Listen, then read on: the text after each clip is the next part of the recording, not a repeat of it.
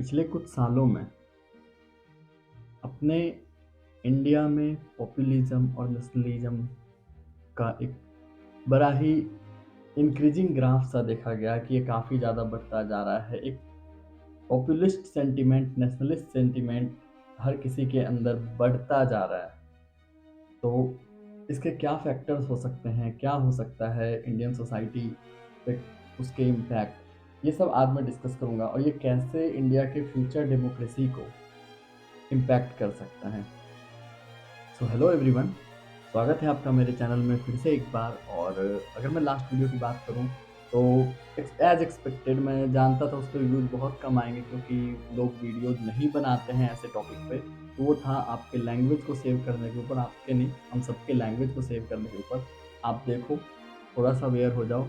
लोग सब कुछ बचा रहे हैं लेकिन ऐसी चीज़ के बारे में कोई बात नहीं कर रहा है। तो आप उस वीडियो को देखो, चीज़ों को समझो, टाइम के पहले अलर्ट हो जाओ। और आज के वीडियो में जो मैं बात कर रहा था, पॉपुलिस्ट एंड नेशनलिस्ट थॉट की जो एक कहीं ना कहीं ट्रेंड है, बढ़ता जा रही है, एक ट्रेंडिंग सा हो चुका है, उसके बारे में अगर मैं बात करूं तो सबसे पहले बात करें कि होता क्या है।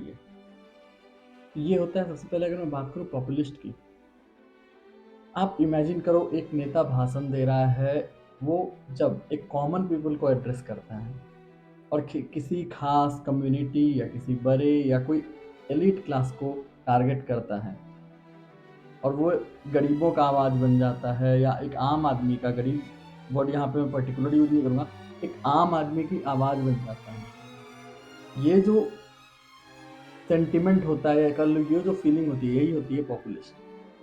और नेशनलिज्म या नेशनलिस्ट जो लोग होते हैं, ये आपके अंदर भरा जाता है लॉयल्टी से, देशभक्ति से, प्राइड से। देश के लिए, आप देश के लिए कर रहे हो, कुछ भी कर रहे हो उसमें देश जोड़ दो। आजकल ये बहुत ट्रेंडिंग है। तो ये कहीं ना कहीं मेरे में, आप में, हर किसी में, ऑनलाइन ऑफलाइन हर जगह आप देख रहे हो, ये दो चीज में काफी ज्यादा बढ़ोतरी है। एक अचानक से एक ऐसा हवा सी चल चुकी है। हर कोई कॉमन इंसान अपने आप को समझ रहा है। एलिट क्लास कौन है इसके बारे में किसी को नहीं पता है। हर कोई अपने आप को उस कॉमन इंसान के भीड़ में समझ रहा है। हर कोई देशभक्त हो चुका है, कुछ भी कर रहा है उसको देशभक्ति से जोड़ रहा है। और ये एक ऐसी चीज़ है जिसके बारे में मैं बात कर रहा हूँ कि इसका क्या इम्पैक्ट होगा आगे चलकर। आप इमेजिन करो, कुछ गरीबों को, करप्ट लोग, जो करप्शन हो रहा है उससे परेशान लोगों को कोई नेता भाषण में क्या कहता है? हर कोई यही कह रहा है, कोई भी पॉलिटिकल पार्टी हो, गरीबी हटा देंगे, करप्शन खत्म हो जाएगा। हर जगह यही चल रहा है कंटिन्यू। अब एक इसमें प्रॉब्लम है। प्रॉब्लम क्या है कि ये चीज़ें क्यों हो रही है? एक तो सोशियो इकोनॉमिक डिस्पैरिटी जो है, अगर मैं आम भाषा में बात करूं तो लोगों के बीच में जो डिफरेंस है, बहुत गरीब हैं, बहुत अमीर हैं, लोअर मिडिल क्लास हैं, वो भी आजकल गरीबी के सेक्शन में ही आ रहे हैं। ये जो गैप है ना, ये गैप काफ़ी ज़्यादा है, काफ़ी ज़्यादा। Second, political corruption. कोई भी पॉलिटिकल पार्टी आज के डेट में दूध की धुली नहीं है। सच झूठ सब एक दूसरे को बोल रहे हैं, जनता को बरगला रहे हैं। कुछ ना कुछ, सब के सब करप्शन में इन्वॉल्व हैं। मैक्सिमम पॉलिटिकल लीडर जो भी आपके एरिया के हैं, उन पे क्रिमिनल केसेस हैं। तो ये जो करप्शन है, ये जो आपके ट्रेडिशनल इंस्टीट्यूशन है, कह लो जैसे कि आपके जो भी पॉलिटिकल बॉडीज हैं, इस पे लोग अपना ट्रस्ट खोने लगते हैं, इनका ट्रस्ट नहीं रहता है। और फिर इंसान अपने आप को पॉपुलिस्ट फील करता है कि मैं देशभक्त हूँ। एक तो नेशनलिज्म वाली बात कि मैं देशभक्त हूँ, मैं जो कर रहा हूँ देश के लिए कर रहा हूँ, ये सब करप्ट है, ये सब चोर है। और पॉपुलिस्ट जो होते हैं, वो फीलिंग उनमें आ जाती है, वो खुद को अलग करना शुरू करते हैं। ये कम्युनिटी काफ़ी अच्छी हो जाती है, गरीब हो जाती है, सब कुछ पीड़ित यही है। आप आसान भाषा में ऐसे समझ लो, ये एक सीन बनाया जाता है ऐसा।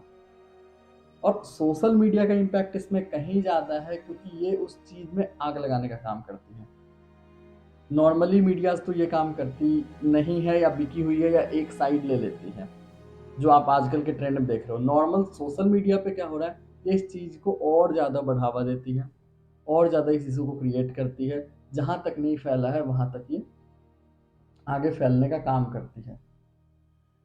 एक होता क्या है, इन सब का इम्प्लीकेशन क्या होगा अगर ऐसा कुछ हो रहा है?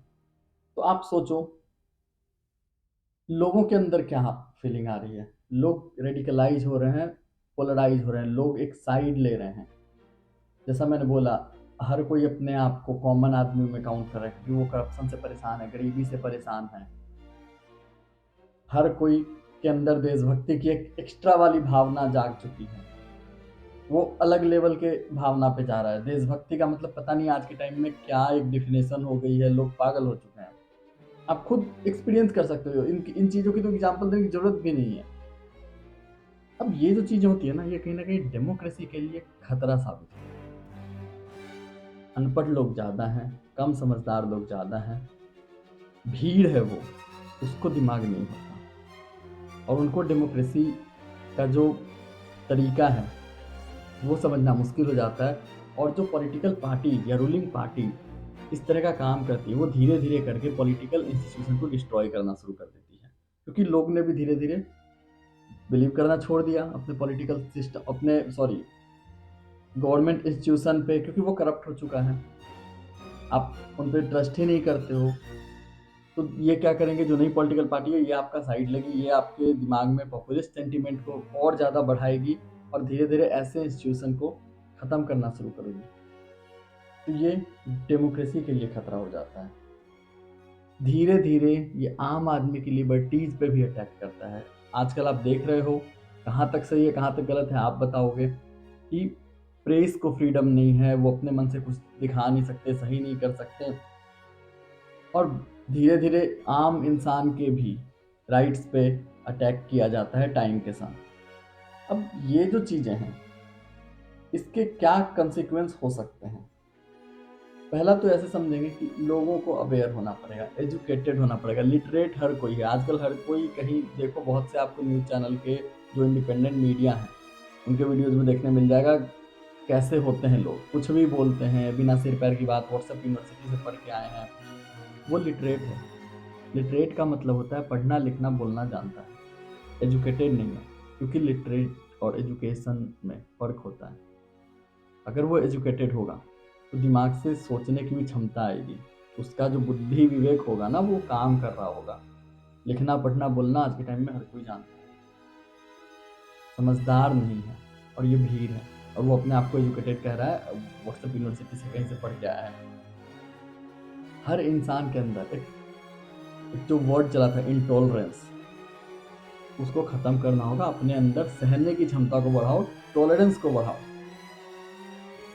आप बोलोगे चीज़ें होने दें क्या? नहीं, होने मत दें, लेकिन आप में सहने की भी क्षमता होनी चाहिए। हर बार रेडिकलाइज़ हो जाना और इम्पल्सिव होना सही नहीं होता। आप सही डिसीज़न नहीं ले पाते हो उस टाइम पे। ये पूरे के पूरे सोसाइटी के लिए काफ़ी ज़्यादा हार्मफुल है। आप लोग रिसेंटली देख रहे हो, कहीं न कहीं दंगे भड़क रहे हैं, किसी भी बात पे, छोटी-छोटी बातों पे दंगे हो रहे हैं, धर्म के नाम पे, जाति के नाम पे, पॉलिटिकली भी, हर बात पे। तो ये सॉल्यूशन नहीं होता। आप बचाने के नाम पे मार रहे हो एक-दूसरे को, तो फिर बचा क्या रहे थे? धर्म बचा रहे थे, पॉलिटिकल पार्टी बचा रहे थे, क्या बचा रहे थे? आप बचा नहीं रहे थे, आप मार रहे थे। इंडिपेंडेंट मीडिया जो है, उनको सपोर्ट करो। वो आप तक सही न्यूज़ पहुँचाते हैं। कोविड के टाइम याद होगा, कोई भी न्यूज़ चैनल सही से इंडिया में न्यूज़ नहीं दिखा रहा था। इंडिपेंडेंट मीडियाज़ उन न्यूज़ को भी कवर कर रहे थे जब सिलेंडर लेकर लोग रोड पे दौड़ रहे थे। इंडिपेंडेंट मीडिया आप तक सही इन्फॉर्मेशन पहुँचा रही है क्योंकि वो कहीं पर्टिकुलरली फंडेड नहीं है, वो कहीं और से ऑपरेट हो रही है। तो वो कहीं न कहीं एक ट्रस्टेड सोर्स हो सकती है। बट आजकल की जो हिंदी मीडिया चैनल्स हैं, आपको पता है वो सर्कस हो चुका है। न्यूज़ एंकर्स जोकर हैं, वो कुछ भी कर रहे हैं, कुछ भी बोल रहे हैं, कोई इज़्ज़त उनकी मार्केट में नहीं है। जबकि उनको अपनी ड्यूटी इतने अच्छे से निभानी चाहिए कि लोगों तक राइट इन्फॉर्मेशन पहुँच सके। बट आजकल ये लोग अंधे हो चुके हैं। सब ये डर है या अंधा, ये वही समझते हैं, ये उनको पता होगा। शायद डर से भी कुछ लोग कर रहे होंगे कि पानी में रहकर मगर से बैर क्यों वाली बात। एक एक्टिव सिटीजन होना है। देश का एक नागरिक जो होता है वो समझदार तो होता ही है, और हो सकता है कोई इंसान पढ़ा लिखा ना हो लेकिन समझ अच्छी हो, वो एजुकेटेड हो चीज़ों के बारे में। तो एक सबसे पहली राइट आपके पास होती है वोटिंग की राइट। तो जब आप करेंट, कुछ भी, कोई भी गवर्नमेंट हो, कोई भी सरकार हो, कोई भी पॉलिटिकल पार्टी हो, उसको जब चुनते हो तो आप उसका जाके इलेक्शन कमीशन की साइट पे चेक करो बैकग्राउंड। आपके यहाँ से कौन लड़ रहा है इलेक्शन, उसका बैकग्राउंड चेक करो। देन आपको वोट देना है नहीं देना है वो देखो। आपके मोहल्ले के विधायक जी के पास कुछ नहीं होता, अल्टो तक नहीं होती, लेकिन एक इलेक्शन जीतने के बाद ही 5 साल के अंदर 3 स्कॉर्पियो खड़ी हो जाती है। आजकल फॉर्च्यूनर का भी जमाना आ गया है।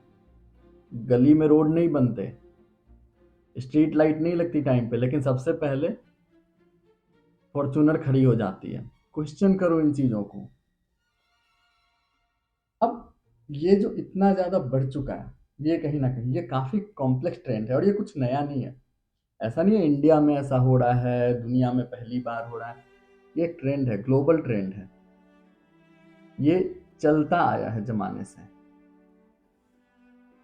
और अभी ये बहुत ज़्यादा देखने मिल रहा है। एक टाइम आता है, फिर लोग जागते हैं, अवेयर होते हैं, फिर धीरे धीरे धीरे धीरे वो चीज़ें कंट्रोल होती है।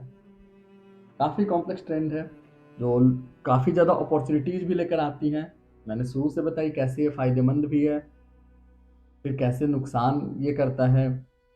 और आप बताओ, आपका क्या कहना है इसके ऊपर? आपकी क्या थॉट है पॉपुलिज्म और नेशनलिज्म के ऊपर? आप क्या सोचते हो? आपके thought, suggestion, add on points हमेशा वेलकम है। आज के लिए इतना ही। Thank you so much. Bye bye.